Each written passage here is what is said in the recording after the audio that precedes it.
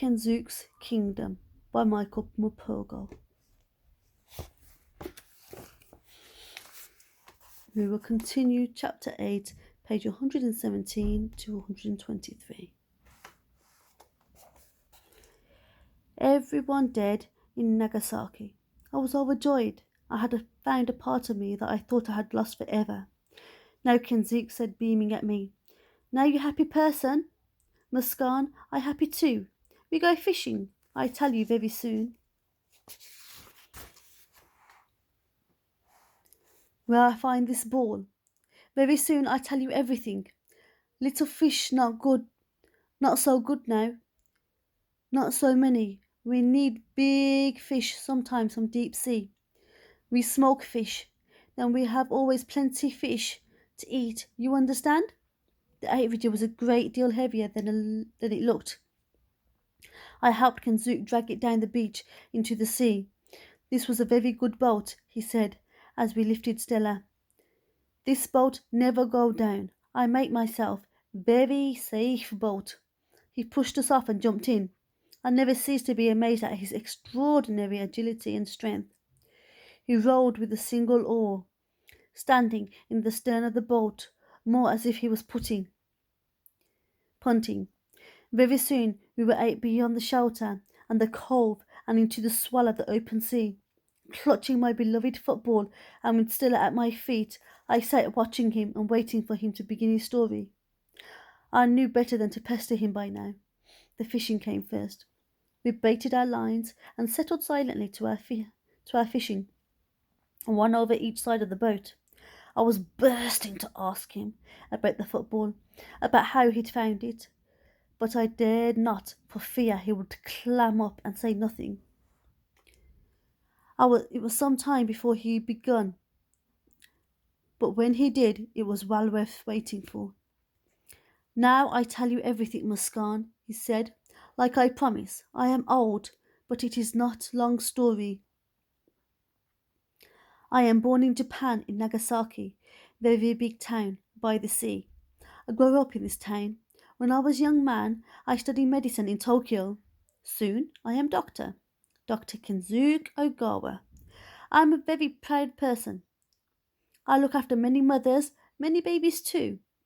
I first person many babies see in the world. Then I go to London. I do studies in London, Guy's Hospital. You know this place? I shook my head. Of course, I learned speak little English there. Afterwards, I came back to Nagasaki. I have beautiful wife Kimi. Then I have little son too, Mikaya.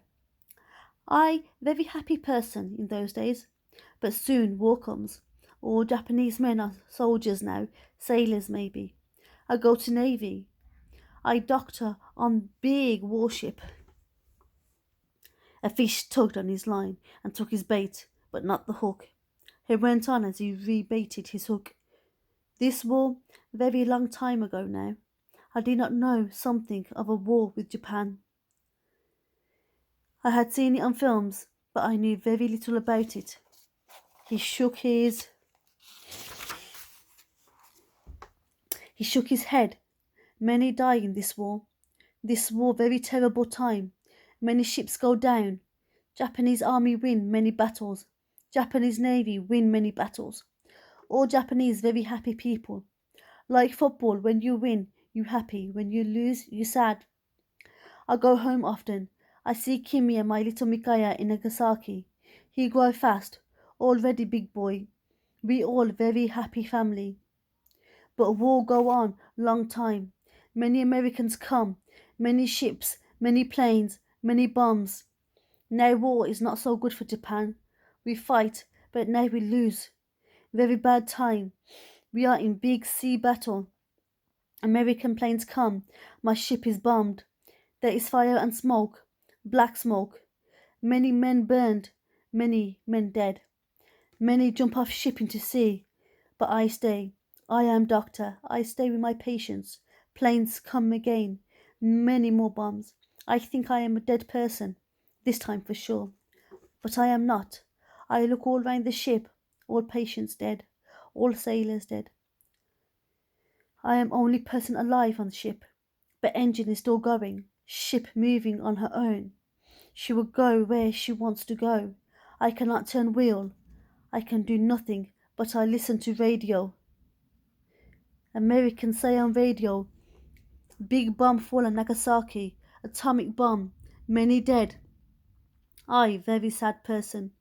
I think Kimmy dead, Mikaya dead. My mother lived there too, or my family. I think they dead. Soon, radio say Japan surrender. I so sad, I want to die. He fished in silence for a while before he began again. Soon, engine stop, but ship not go down. Big wind come, big storm. I think I die for sure now. But sea take ship and bring me here on this island. Ship come onto the beach, and still I am not dead. Very soon I find food. I find water also. I live like beggar, man, for a long while. Inside I feel bad person. I think all my friends dead, all my family dead, and I alive. I not want to live, but soon I meet orangutans. They very kind to me. They very beautiful, very peaceful place. No war here, no bad people. No bad people. I say to myself, Kensuk, you're a very lucky person to be alive. Maybe you stay here. I take many things from ship.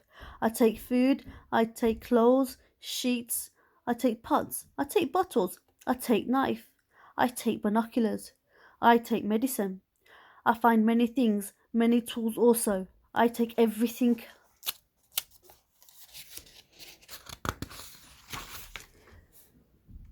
I take everything I find. When Kenzik finish, not much left on ship, I tell you. I find cave, I hide all things in cave.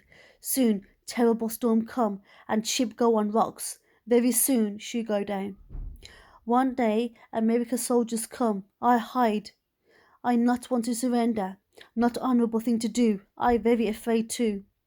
I hide in forest with orangutans. Americans make fire on beach. They laugh in the night. I listen. I hear them. They say everyone dead in Nagasaki. They very happy about this. They laugh. I very sure now I stay on this island. Why go home? Soon Americans they go away. My ship under water by now. They not find it. My ship still here. Under sand now, part of island now. The rusting hull I had found on that day on the island. So much was beginning to make sense to me now. A fish took to my line said A fish took to my line suddenly, almost jerking the rod from my grasp. Kenzuk leaned across to help me. It took many minutes of heaving to bring the fish to the surface, but between us we managed to haul it in. We sat back exhausted as it floundered at the bottom of the boat at our feet. It was massive, bigger even that the biggest fish I'd ever seen. The pike my father had caught in the reservoir back home. Kenzuk dispatched of it quickly, a sharp blow to the back of the head with the handle of his knife. Good fish, very good fish. You very clever fisherman person, Mika. We're good together. Maybe we catch more tomorrow. More now. But it was many hours before we caught another, though it did not seem like it. Kenzuk told me of his life alone on the island, how he had learned to survive, to live off the land. He learned, he said, mostly by watching what the orangutans ate and what they did not eat. He learned to climb as they did. He learned to understand their language, to heed their warning signs, the darting eyes, the nervous scratching. Slowly he built a bond of trust and became one of them.